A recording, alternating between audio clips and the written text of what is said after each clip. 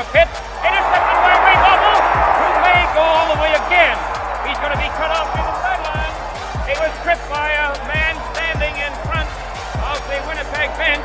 First down, Edmonton with the football. McManus going up top for Eddie Brown. What a catch! Eddie Brown!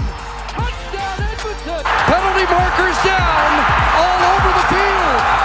Illegal substitution, too many men on the field, Saskatchewan. From 33 yards out to win the 97th Grey Cup. Ball down, ball through. What's up, everybody? I'll put my hands up this week because it is another week of the Football A podcast. I got a different background than normal. I'm recording this one from home. Kind of crazy. Who would have thought after the Farhan interview I would have had a different background again, but here we are. Yeah, it looks great. It looks great. I have the same background. I thought I was going to have a different background this week, but I am stuck on the same background. Hey, you know what? It all plays. It all works. It all looks great so far for us. So things really coming up Football A. After the Farhan interview last week was awesome. So hope you got a chance to listen to that. If you haven't, go ahead, go watch or listen on Spotify or watch on YouTube. I do want to be the first to wish you and yours, Ant, and all listeners a happy Canada Day. That'll be on Monday. So this is Canada Day weekend. I wish I was there to celebrate. But here we are. I don't get to celebrate Canada Day. I have to celebrate it down here. It's fine. Yeah, I'm going to be honest. This, again, another instance of dumb American.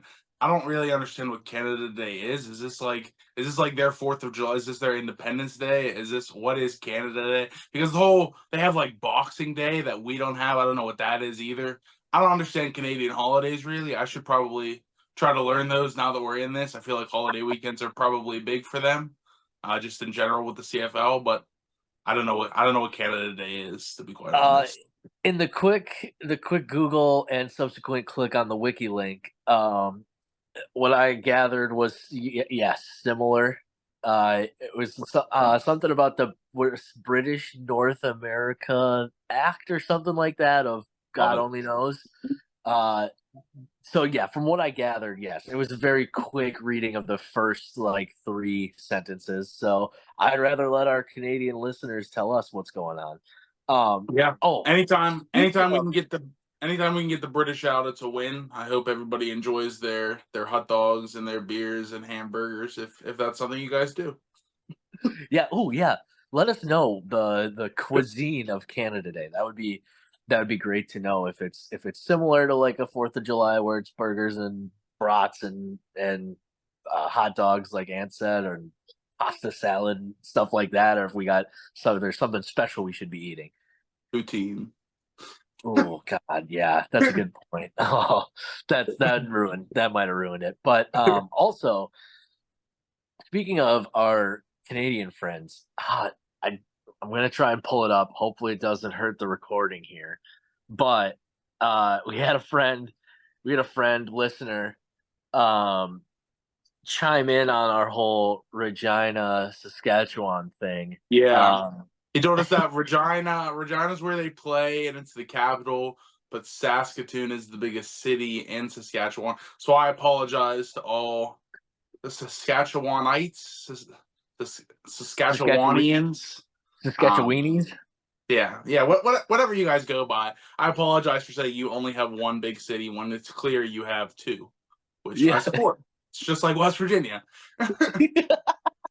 It fits you so well. Rooting for the Rough Riders, it really does. You can't blame it. So yeah, it was a little half right, half me, half you, right kind of thing. I'll take it. But let's get to the football. The football last week was great. And I'm going to have a complaint later on, but it's not related. Well, it's related to the football, but we'll get into it. Thursday night, Montreal, Ottawa.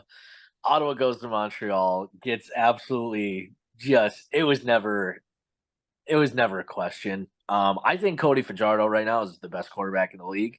Made the fewest mistakes. Sure, doesn't have quite the counting numbers that like Bethel Thompson and VA have as far as the passing yards go. And Trevor Harris. or Trevor Harris, but Cody Fajardo is like he's on I don't know. I'm going to say it, a historic run after last year's playoffs, the Grey Cup, and then the start of this season. The guy just like refuses to really make a mistake. Yeah, he's absolutely unreal right now. Like you said, he really just doesn't like miss throws. Like, granted, one or two, but he's not making any crazy bad throws where the defender's there and there's no offensive guy. It's incredible. And like you said, carrying over from the playoffs last year, guess we'll see how long this can go. Yeah, I mean, 393, 3 touchdowns, and then added 39 rushing yards and a rushing touchdown. That is one sneaky part of his game that I like. When he likes to break it out, he is somehow athletic despite looking not very so when when you look at him in the pocket. But you know, crazy. Connection with Phil Pott right now is insane. They're just linked up. Our buddy Tyrese Beverett, last year an all-star, trending that way again. Look, these things happen on 4 separate plays. He had a sack, he had an interception that he almost housed, a fumble recovery, and a forced fumble. He was absolutely everywhere. I believe he forced the it was like a return, I think, early. It was what he got the first one on early on. But I mean, the defense is insane. Stubblefield goes down, and Bryce Crosby, I got to bring him up because of the namesake, but he's had some ups and downs, had some penalties the last couple weeks and whatnot, but still, it just Antoine Dequoy. It's even Lemon really hasn't been. Which this we still need to get figured out what's going on here. Though it seems like the CFL. I'm not going to say that. I'm not going to say that. We're too small to start speculating and saying things against the league. But so I'm not going to say. But Lemon hasn't been a factor the last couple weeks, and they're still somehow like it's really not even close to who the best defense in the league is. Yeah, they are. They are absolutely monsters, right? I think the score was 30-1 at half. Like, Yeah. Ottawa could not get anything going, anything at all. Ottawa not carved up, but they did well moving the ball against Winnipeg, and they could not do anything against Montreal. No, frankly, nobody has really been able to do anything against Montreal all year, even Winnipeg at the beginning. Yeah, it's crazy. I mean, like obviously Anthony Calvillo is the OC, and whatever him and Fajardo have, they're like seeing the same game right now. But the way the whole operation is going, it is just it's insane between the offense and the defense. Like you can't put out a better product. I mean, 47 with and basically stop trying in the fourth quarter. It was crazy. I will say I did write down say something nice about Ottawa, so I'll leave that to you. Say one thing nice. No. If they won, I wouldn't say anything nice about Ottawa. I'm not gonna say. I refuse. No, I'm still on my anti-Ottawa. And this, frankly, I know we'll talk about Saskatchewan later. This might have been my most enjoyable game of the weekend. I might like hate watching more than I enjoy like fun watching. This was peak. This was peak for me. Watching Ottawa be down 30-1 at the half after all the crap I've been giving them the last couple weeks is about as fun as it got for me. Yeah, definitely the week 1 win over Winnipeg, and then directly into that halftime score was definitely like a villain arc moment for you, where you're like the Joker was laughing. I'll since you refuse to say something nice, I'll say 2 things nice. First, Deadman, first return touchdown of the year. I took the over. Only 10 more to go, so 3 weeks in, we're not looking great, but you never know. And then lastly, Justin Hardy is awesome.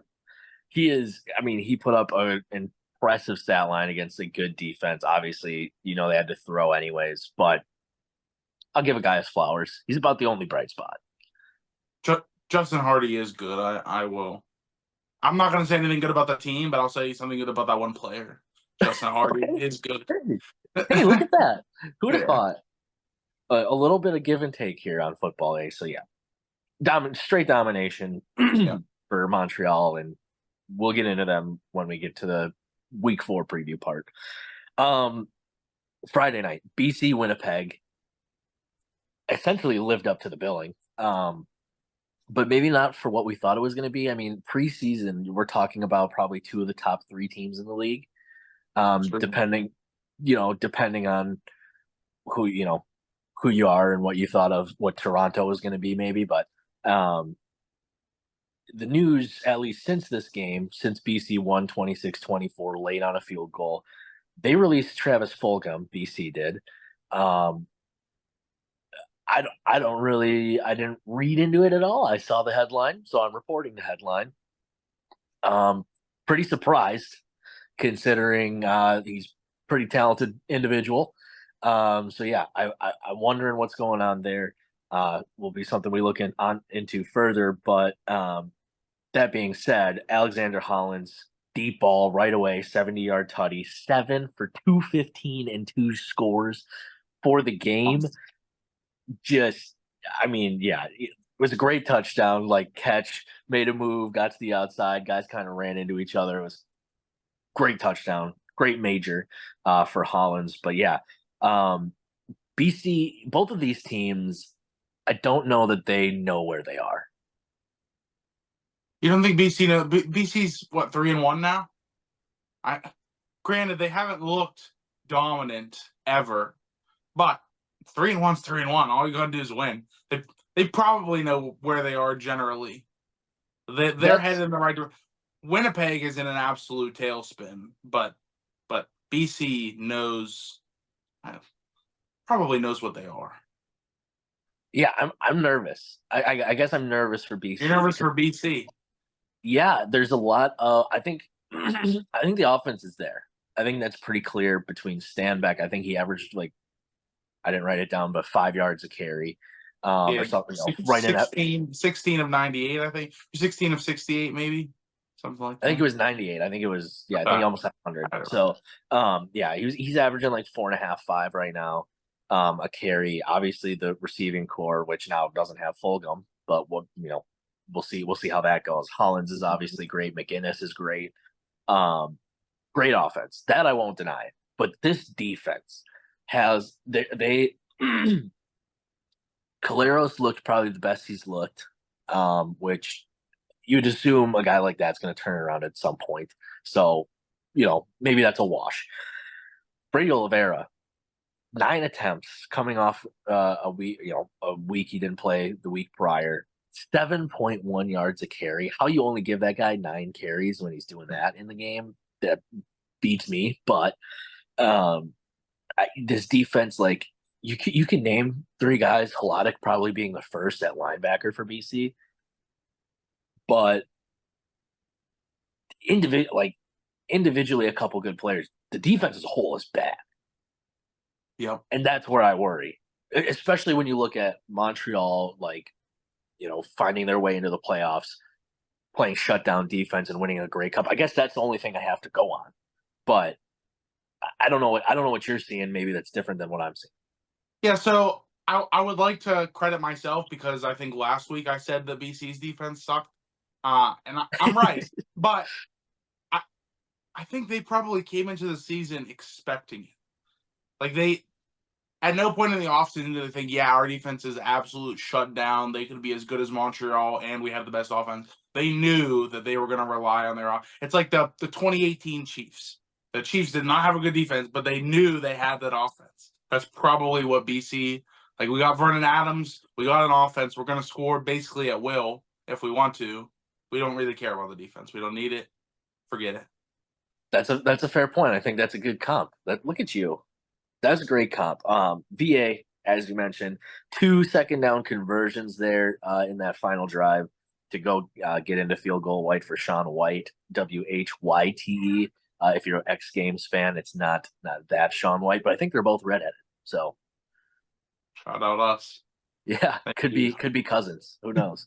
Yeah, you're a redhead. I found out I get a little red beard when I really grow it out. So there you go. Yeah, that's on the Polish side for me. Found that out this week. That was crazy. There you go. Yeah, Vernon Adams, I think, threw for 398, so he had almost 400. Absolute bomb game. bomb in a good way. I get that sounded bad. Caleros still no touchdowns. He said he bounced back. Still, I believe 0 touchdowns on the whole year, which Yep. 4 games is nuts for a guy like that. That's Yeah, they ludicrous. love getting down inside the 10 and then just running the Strevler packages. They just like nothing gets him going. Maybe you let Strevler throw the ball. I don't Mm, I don't know if you're gonna make that sub in and let Strevler take hold of the offense, but there's a clear when he puts his head down. Now, obviously, he's going to do that less if he becomes QB1, but you maybe just try to change the mojo. maybe. I like my comparisons. They remind me a lot of. Granted, they're losing, not winning. And this might be too niche for most listeners, even you maybe. But 2015 Ohio State, they had the quarterback dilemma, Cardale and JT. And at the beginning of the year, they'd start Cardale, they'd drive all the way down to the 10, and then they'd put JT in to do these stupid quarterback runs that would never work, and we'd always get stopped and then kick a field goal. And they would win games still, but that's exactly what this feels like. Claris leads them, like you said, all the way down, and then they just, for some reason, they said, "No, I don't want to throw down here. Just give me Strevler." Yeah. And granted, he's scoring, but you stick with what's working. If Caleres gets you all the way down there, let him throw the ball. I mean, he's a MVP for a reason, or Yeah, MOP. one of the big questions now is on this week's injury report for them is shown looking. The tweet from Farhan seemed like he was going to go on the 6-game injured list as of yesterday, but I just looked before we started recording. This is Wednesday morning, so as of early Wednesday AM, he was not yet on the list that I saw, at least when I looked at the transaction wire. So we'll keep. Yeah, I mean that's a mega news. Yeah. Mega news for them. He led the league in touchdowns last year. Obviously, for them to lose him with Caleros already struggling, I don't want to say a knockout blow, but it feels bad. It feels tough to come back from. Yeah, it's not great right now for Winnipeg. But you made a good point, and we'll talk about it when we get to the Week 4 preview about some of the upcoming schedule for them. Yeah. Headed to Saturday, we had Edmonton, Toronto. Might have been the game of the year to this point, depending on what you like and what you think. However, I didn't get to see a lick of it. CBS Sports Network, I watched shamelessly. What's the word I'm looking for? Without any problems. Easily? Yeah, I guess that works too. Easily, Week 1, Week 2, on my phone. Thought I had the subscription through my TV provider. I don't know if that runs out, but shame on you, DirecTV. Could not watch it. So I missed the entire thing. I tried to stay off of social media. I tried to go then about when I thought the game would end, about 3 hours later, and try to do the rewatch thing. Turns out that doesn't happen. CBS doesn't log their games, to my knowledge, when I was looking through the app like ESPN does. If you have ESPN Plus, you can go back and watch. So I had to stick to the 10-minute highlights. By that time, I was already on Twitter and got the game ruined for me as far as the final score goes. I got to see the highlights. Looked like a great game. Would have loved to watch the whole thing. So that was my dilemma on Saturday night. It was not a Louisiana Saturday night, if you will. It was an upset Saturday night. I did not watch the game live either. Unfortunately, maybe this is bad podcast host by us. I was at a music festival in Columbus, but I have YouTube TV and it lets you record things. So I recorded the game and I came back and watched it later. I watched it yesterday actually. Sorry, today's Wednesday. I watched it on Monday. So I did get to watch the whole game. And yeah, like you said, there's been a lot of great games this year. Obviously, the first Saskatchewan Hamilton, couple games Week 1. There've been a lot of good games, but this was probably the best. I mean, back and forth. I think there were like 4 touchdowns just in the fourth quarter. There was a ton of back and forth. It was awesome. Loved every second of it. Yeah, absolutely. I mean, like I said, I watched the highlights. Obviously, ended up looking in the box score as well, see what everybody ended up with. I've been dogging MBT to this point in the year. I've been asking for Trey Ford basically since the season ended last year. Wow. But he goes for 342 and 4 scores. He's racking up the yards. They refused to run the ball, but oh no, got an upset kid in the background. Not sure if anybody heard that, but that'll happen. That being said, yeah, MBT's been racking up the yards, starting to look a lot better, starting to get into his own, and I don't know, get Trey Ford to like Ottawa or something. I just want to see Trey Ford. Saskatchewan. We'll talk about them in a sec. You're gonna call for Trevor Harris's head right now at 3-0? Well, he got hurt. Okay, fair enough. Who knows where we're at? We'll get to it later. I'm anti Shea Patterson, believe it or not. We'll talk. But if I have to watch Shea Patterson for any extended period of time, sell the fort for Trey Ford.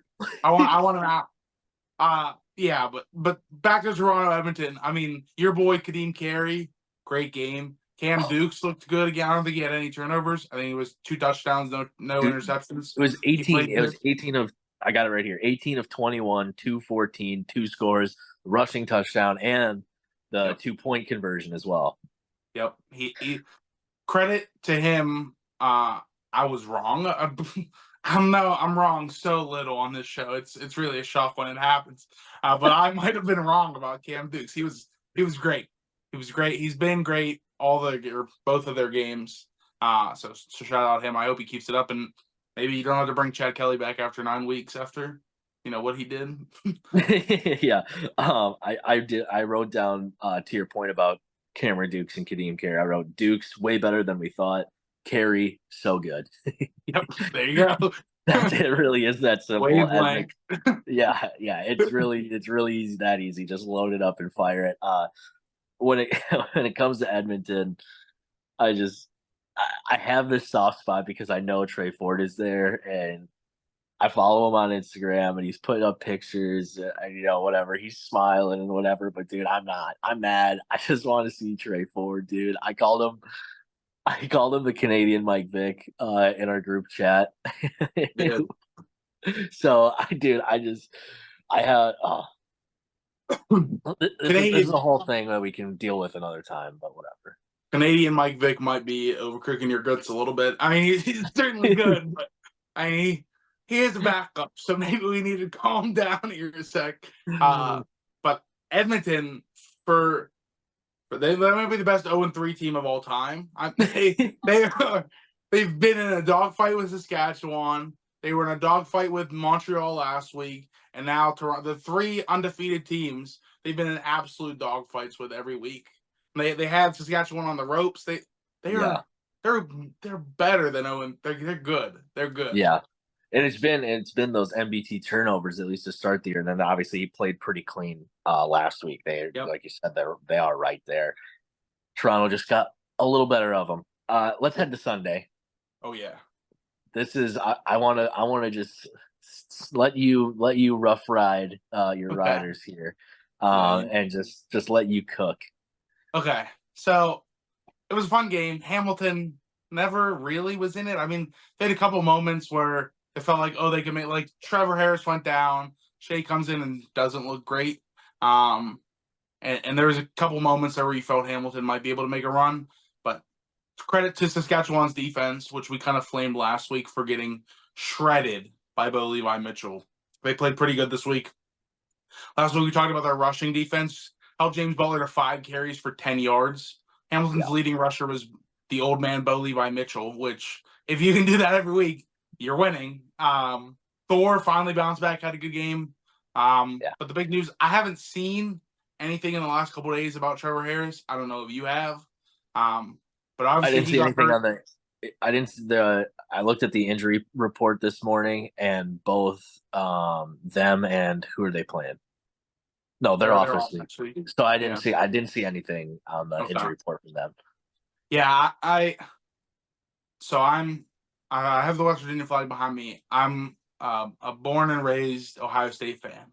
If I have to watch Shea Patterson quarterback this team, it'll put me in such a blender. This offseason, or not last offseason, people were asking me if the Browns fired their coach, what would I think if they hired Jim Harbaugh. This would put me in a similar situation. I could not comprehend having to watch Shea Patterson for the whole year. I can't root for him. I'm so anti Shea Patterson. I cannot root for him. But I don't know what to do. I'm really in a blender here. It's really killing me. I hope Trevor Harris is fine, or we trade for Trey Ford. Anybody but Shea Patterson, please. And he had a bad game. I think his final numbers was, I have to look, 4 of 10 for like 14 yards, something ugly like that. So frankly, no Shea Patterson, please. I beg of you, Corey Mace, no Shea Patterson.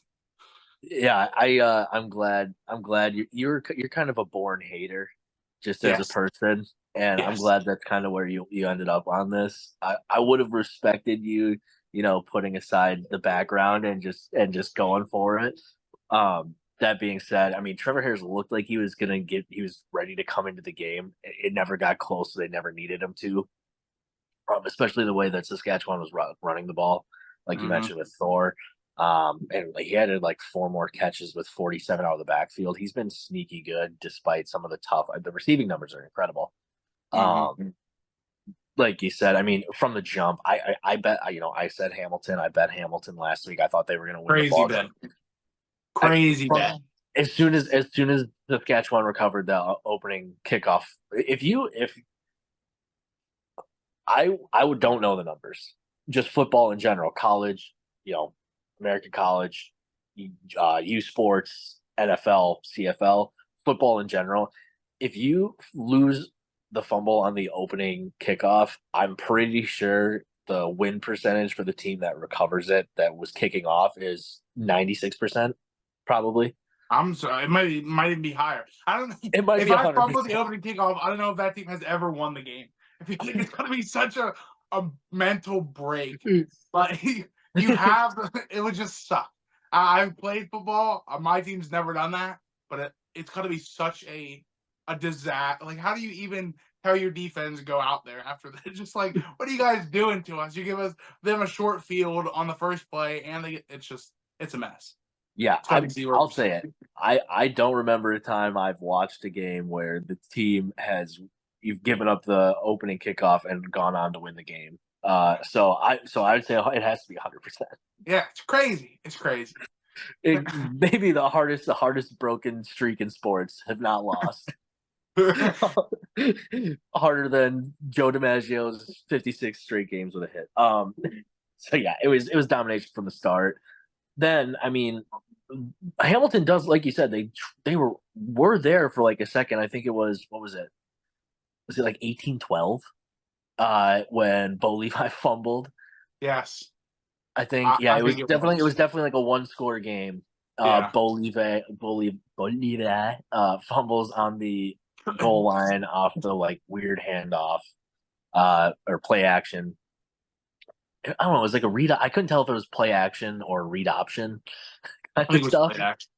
Yeah, most likely, I would guess. But ends up two tip balls, interceptions. Ends up with 3 interceptions on the game. If you turn the ball over, I mean, the one less down in the CFL creates obviously more possessions for teams, but you simply cannot turn the ball over in this league.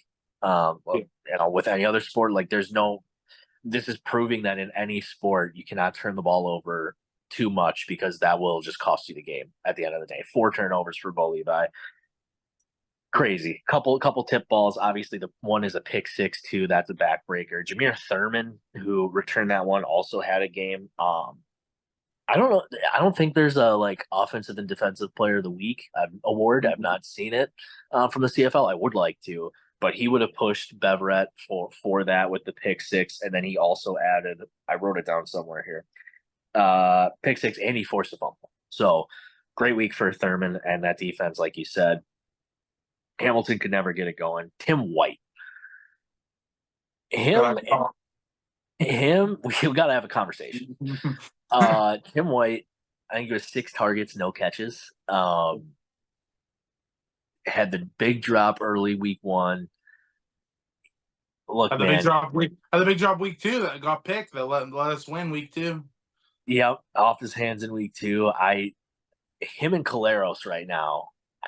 like for maybe most disappointing start to the season, even with Caleros having no touchdowns, it might be Tim White. Yeah, it's bad. And he was on we did the preseason picker thing, the predictions. Yeah. He was on the list of wide receivers that were going to lead the league in touchdowns. He was one of the options you could have picked. And for him to essentially give up, he gave up the game. And I really don't want to put it all on him, but the ball was in his hands and it bounced in the air. That got picked that set up the game-winning field goal in week 2. It's kind of right on him. And he was a ghost of this game against a bad pass defense, or what has been a bad pass defense. Yeah. It's the Charles Barkley meme where it says we're going to start a dialogue. We're going to start a dialogue about Tim White. That is exactly correct.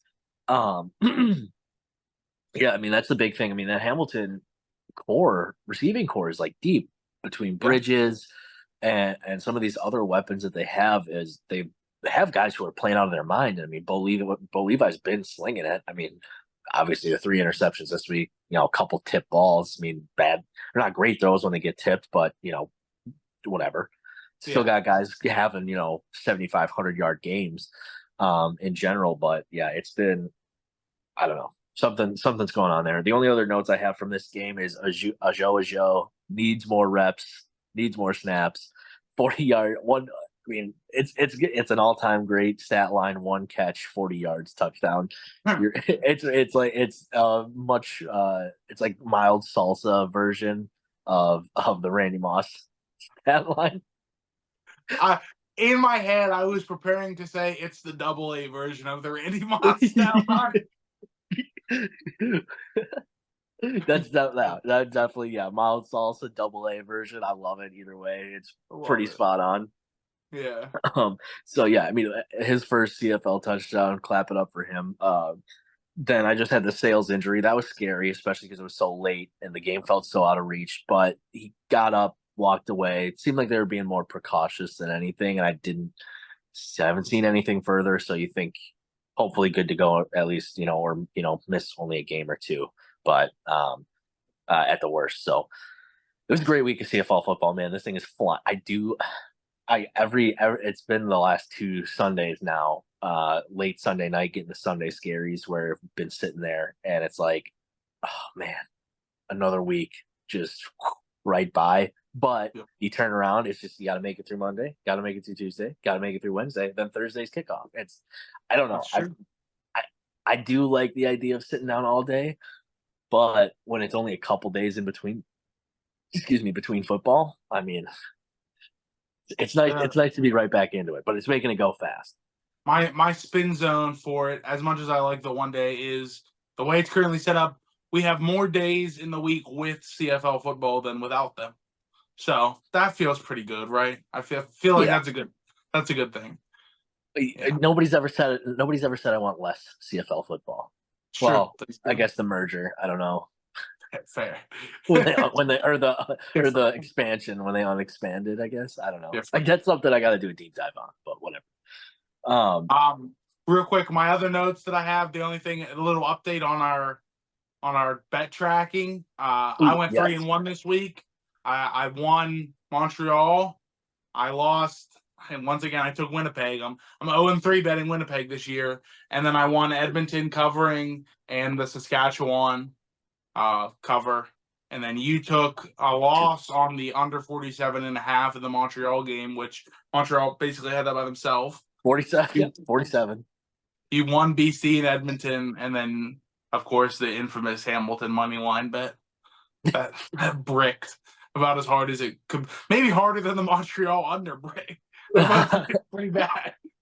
Yeah, it was 2-2, 2 tough losses. Luckily this year, I'm like, for the year, I know you have them. I don't know if they're the same, but I take one bet every week. Basically, the bet I have on the show. I think I might have changed one out as to what I had on the show, but I'm like, I think I'm exactly 500, and I'm up $3 on the season on my tracker. I know for a fact I'm up $3, but I think I'm exactly 500 because I've had 2 out of 3 underdog money line bets hit. So there you go. The one that didn't, obviously, being Hamilton. So yeah, we're not tracking money here. I do know we were both 3-3 going into this week.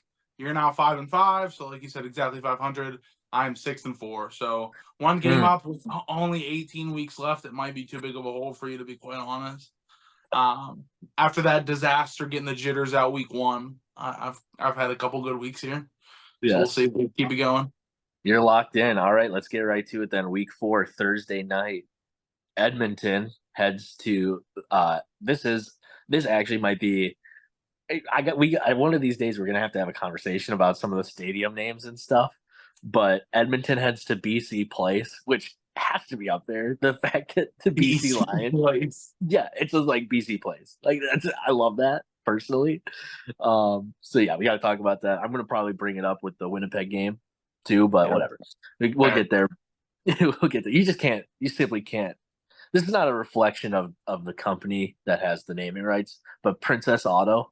You simply can't play a football game at that stadium. It's a tough look to have a football team in Princess Auto, and I'm sure great company. I have no beef with them. Princess Auto, we'll be the Princess Auto Football 8 pod.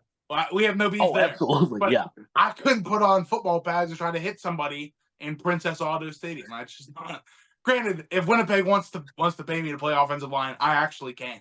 I will play in Princess Auto Stadium, but in the meantime, I'm going to say no, I can't. It's tough look, but yeah, Edmonton goes to BC Place to play BC. I don't have the lines up. Do you have the lines up? I should. Yeah, it's BC minus 7.5 at home. 7.5 is a big number, given that Edmonton has played close with everybody on the wrong side, and BC has played close with everybody on the other side generally. So it's a weird line. It feels too big. Almost feels like let me say it almost feels like a trap line. Feels like everybody's gonna take Edmonton, and so I should take BC. But I don't know if trap lines work like that in the CFL. I've yet to see. I don't have the data on if trap lines are real. They're certainly real in the NFL. They're certainly real in college football. I don't know about the CFL. So I'm gonna stick with my small brain and think no trap line and take Edmonton with the points.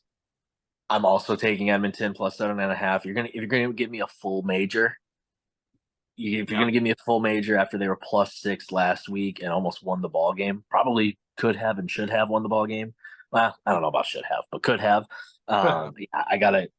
With the BC defense, if MBT puts up 390 and 4 scores, then it's going to be a close ball game anyways. So, yeah, a sneaky bet that I would I haven't seen many player prop bets, but if there was a prop bet on an MBT over yards, I would probably hammer that. Yeah. Yeah, I totally agree. He's on the short list for the fantasy this week. Yeah, he's probably my pick to be not to let you steal my pick, granted you said it first, but I'll be taking him. Fair enough. Locked in. So yeah, I mean, as much as we like Edmonton with the 7.5 to keep it close, I don't see many worlds where BC doesn't at least win the ball game. I'm so tempted to take Edmonton. I'm so tempted to take Edmonton with the money. If this was in Edmonton, I'd take Edmonton to win the game. But I think in BC, you're right. I think BC wins by 5, something like that. Feels right. I think our proprietary model systems are right on the same page there. We're syncing up, if you will. Yeah. The right moon cycle. All right, we'll go to Friday night. Friday, I don't know if is Friday night like the marquee night, because I think what was last week? Last week was Winnipeg, BC. Yeah, so I don't know if maybe Friday night's like CFL night in Canada, but Montreal heads to Toronto. What's the line? Toronto plus 3.5 at home. It's a tough line. I guess I'll let you think. I'll go first. This is tough. Obviously, both of these teams are undefeated. I said it not 10 minutes ago. Cam Dukes has been good this year. Cam Dukes has been very good. Cam Dukes was still a backup if Chad Kelly was not injured. And Montreal's defense is insane right now. I'm going to take Montreal's defense just to keep it rolling. I know, no offense to the Toronto fans, they don't exactly sell out the stadium. I think they have the lowest percentage attendance in the league. Don't fact check me on that, but I think I saw they were at like 54% stadium capacity or something Ooh. like on it. Like not good. So not that home field means nothing, but it probably means the least in Toronto. So I'm gonna take Montreal on that insane defense to hold off Cam Dukes a little bit, and not we like Kadeem Carey, so hopefully they don't. We like Cam Dukes too. Hopefully Kadeem Carey still gets his run. But I think Montreal shuts them down enough to cover a field goal and a half. Yeah, I think I'm gonna be right with you on that. I think I'm not to be that guy to go in lockstep, but I think Montreal by 6 feels like what the model's going to spit out at me. A lot of these games, have been within like 8 points, full possession. Yep. So it's tough, but I don't. All it takes is a Montreal late score to go up 4 or 5 if they're down, which to Yep. get the defense, Cam Dukes and Kadeem Carey are going to have to do the right things to have a lead anyways. And then to find it's all about the numbers, man. 3.5.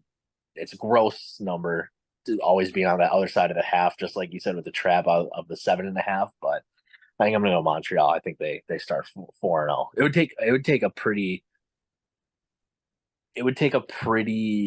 like exact opposite of what they've been in their last 8 games played, dating back to the last year's playoffs, to really like change my mind about this.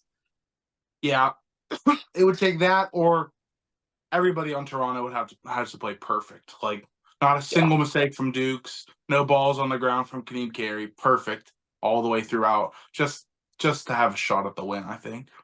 Which Yeah, may looking be at giving too much credit to Montreal because Toronto's undefeated too. They're a good team, but I think Montreal's better. yeah, we'll see. I mean, it'll be a battle of 2 good defenses. Brinkman for Toronto was limited on Tuesday for practice, and so was Kadeem was limited. So I imagine they're both probably full go today. We'll see, but I imagine they're ready to go for Friday. Winnipeg heads to Calgary, arguably my favorite stadium in the league. Wheatfall, who they've highlighted a lot, the Fresno State wide receiver, did not practice Tuesday. It's got till Saturday, obviously, so he's got a little bit extra time. Shown, obviously, like we said, we haven't seen at least yet that he's on the 6-game list, but it's trending that way. What do we got on the line? Calgary plus 3.5. Oh, This is tough for me. I've said I bet Winnipeg every week, and I've lost every week. This is another one where it feels like a trap line. You give the 0-3 Winnipeg, take out the best receiver, and then you're gonna make them favorites on the road against the Jake Meyer's been playing good. Like again, I have my own beef with Jake Meyer. He's been playing pretty good. I think surely this will come back to bite me in the butt. This is the week I'm jumping off the Winnipeg train, and I'm going to take Calgary with the points. damn it. What's the over-under in this ball game? I don't have it off the cuff. I don't have it written down. Love that. You want me to look? You said Calgary's a dog. Just give me a sec. Calgary is a dog. Sorry for this bad angle. This is great. I'm keeping all this in just so you're aware. That's great. I think that's only fair. Your favorite number, 47.5. Oh god damn, that's so ugly. I might. Oh, this is what gambling's about. I'm gonna. It's almost like the people in Canadian Vegas know that this is about what the line should be. Yeah. Also, yeah, I think it was Evan was the guy that told us about the Regina Saskatoon thing. Yeah. Crazy move to not also let us know what Canadian Vegas is. So from here forth, it's at least referred to as Canadian Vegas. Yeah. I got it. I'm probably gonna take. Am I allowed to change? Am I allowed to have something on the podcast that I'm not actually gonna bet? Yeah. We're picking one each game. I get you don't have to bet any of them if you don't want to. It's up to you. All right, I'm gonna be full full. for every game. I always pick one per game just general. Obviously, it's normally been whatever I say on the podcast. I'm going to change it up. I'm going to be fully transparent. For the podcast, I'm going to take the 3.5 points for Calgary. Betting wise, I'm going to take that money line. I think they win this ball game. Shown out, the defense can be good enough. Jake Meyer, if he is holding on to the ball, doesn't turn it over, I think they have enough weapons with Beggleton and some of the other receivers that they can sneak one away from Winnipeg, and then it's really a problem. I don't know. It's where I see the value. It's where the model has the value right now, is on Calgary money. I think they win too. If I bet, I would bet Calgary money line, and I will. I will bet Calgary money line. I'll probably bet both, to be honest. Yeah, just in case. But yeah, I'll be dumping some money on Calgary money line for sure. Wow, we are either going to look like geniuses or real idiots this time next week. If there was a betting line on that, I think I know which one would be the favorite. Absolutely. We'll go to Sunday night. Hamilton heads to Ottawa. What do we got? Ottawa -1.5. I think we all know where I'm going to stand on this one. That makes two of us. I can't believe Ottawa's a favorite. That's Hamilton money line. Ottawa's favored. Well, Hamilton is winless, and Ottawa did beat Winnipeg, and they're at home. So I understand why the line is here. Even though I said I don't understand some of the other lines like BC and Calgary, Winnipeg, I feel like this one, as much as I dislike Ottawa, makes sense. But I'll be taking Hamilton, certainly.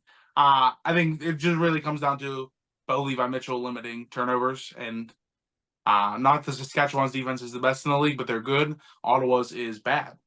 And just the general, everybody on Ottawa except Justin Hardy is kind of not great. No offense to them. Again, better than I am at football. But they're not the best team in the league. Hamilton's not the best team I think these are the two worst teams in the league. But I'm gonna take Hamilton. I think they have a better quarterback. I think they have better pretty much everything except Justin Hardy. Yeah, I'll be on. You should probably getting this like Hamilton, probably like what, +105, +115 money line, I would imagine. So yeah, I'm gonna take Hamilton with the points, and I'm gonna take a money line. Not hard. All right, so you are not making up any room. This is only going to leave you 17 weeks to catch up to me. Are you? You'll still be down 1, no matter what happens. If we both go 0-4, you're still down 1 to me coming into next week. It does definitely worry me. It definitely worries me that my time is getting cut short. But at the end of the day, excuse me, I'm trying to make the folks money, and I think this is the right way to do it right here. That's fair. We're both so smart, and we know the CFL so much that we're just that lockstep. We're essentially experts. Move over Farhan, where it's us now. But we love you, Farhan. Please don't be mad. I don't think the guy with the 30 years reporting experience is too worried about our CFL team. I don't know. We'll see. 30 years, like 30 weeks. What's the difference, right? Canadian Football Hall of Famer podcast for the last 8 months. It's awesome. This has shades of Hamilton, Ottawa this week in terms of line. So this is like Montreal at home against Ottawa. Yeah, that's exactly what it is. Oh man, well, and another great week, another week I'm excited for. I mean, at this point, there's like 20. I don't know. I'm not gonna do the math. Last time I did the math on hours until football, I was just wrong. So I'm not gonna do hours. It's at 8 p.m. tomorrow, and it's about noonish today. So yeah, I mean it's 32 hours to football. 32 hours till football, baby. Lock in. Gotta lock in here. We'll start with Edmonton at BC. Everybody, we appreciate you watching, listening. Please like, please share, if you feel so compelled. Not if. Do you actually just do it?